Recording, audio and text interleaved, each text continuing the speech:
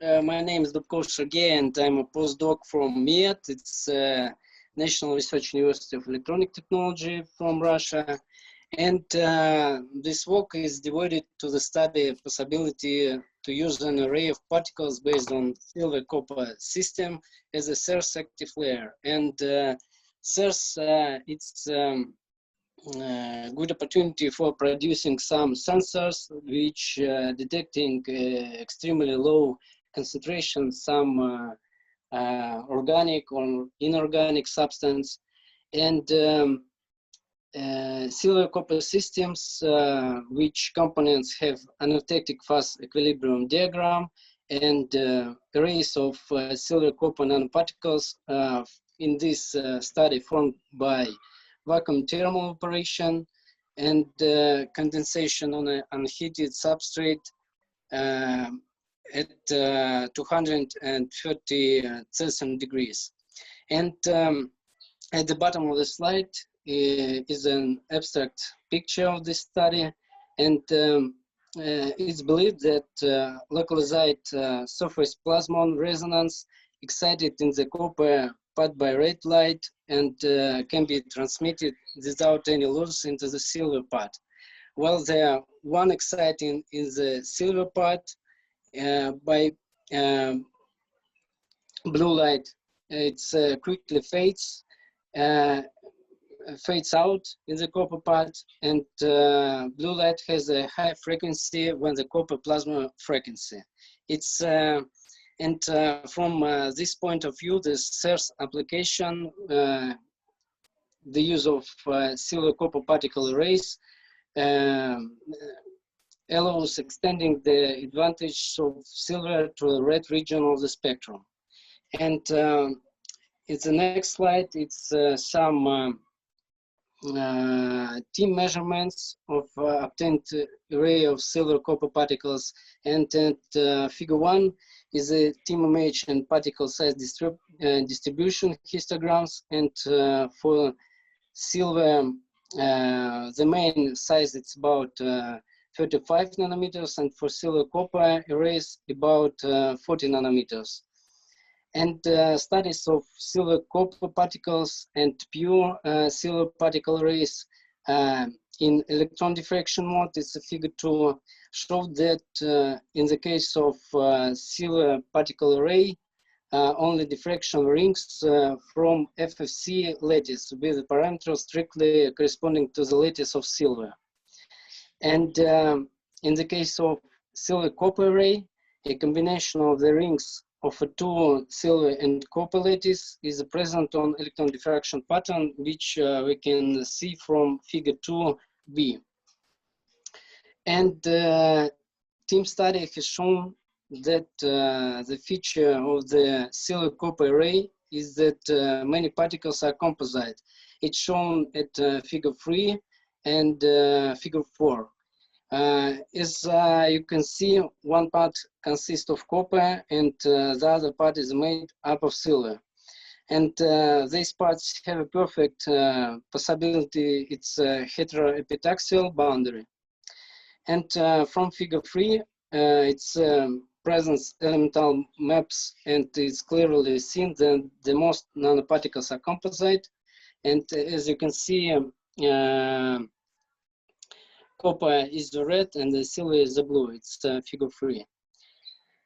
And after that, we produce the source substrate with the silver and copper array.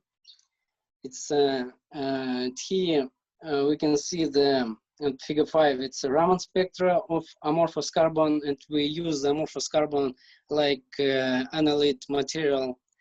And deposited amorphous carbon on the top of arrays of our alloying materials, and a high Raman scattering enhancement in the red region, as you can see from picture C.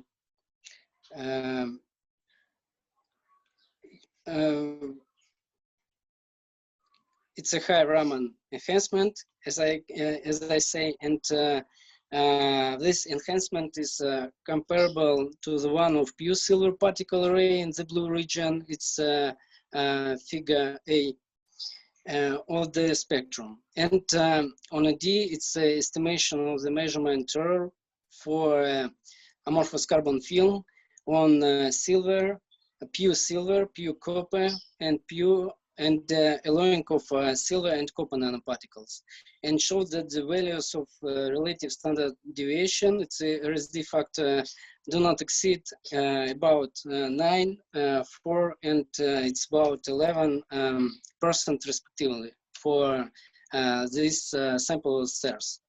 And it's a short presentation. Thanks you for attention. And this results of our investigation is published in optical materials, and is you interested in this study, you can find it. And thank you. It's I'm finished. Thank you very much, Sergei. Questions to Sergei? Very nice presentation, many results. I probably missed it, but I think you didn't mention how these nanoparticles were prepared, basically. No, I just said on the first slide, it's preparing by vacuum thermal operation. It's two stages of preparing. It's first stage, it's evaporation of the a little amount of material, and after that we're doing annealing of this structure. But you also changing the parameters of this preparation as well, or your objective is done more detailed studies of already produced nanoparticles?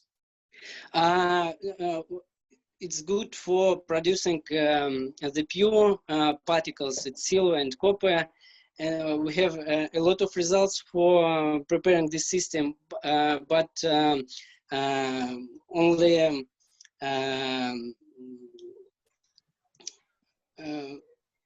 for silver copper alloying. It's a new system for us, and it's first results which I presented here. But for controlling size and of pure metal arrays, it's a good control for. Could you please go to one more question, to EDX studies when you have this composite structure? So you have the particles are completely separated, and they are somehow connected. It is. Do they form alloy and loin at a certain point or not? Yeah. Maybe I just make a mistake. Yeah, of course it's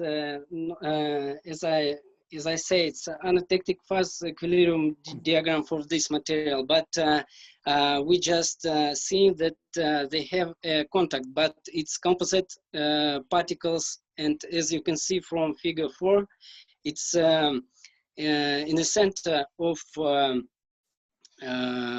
silver particles is copper material in the center of this particle. Darker part, yeah?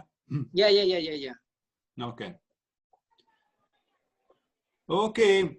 Thank you very much, Sergei. So questions? Yeah. Thank you. More questions? So I just want to say thanks for organizing this conference, because it's ahead time to have some conference, and it's good opportunity for us. Thank you very much. Thank you very much, Sergei. Thank you.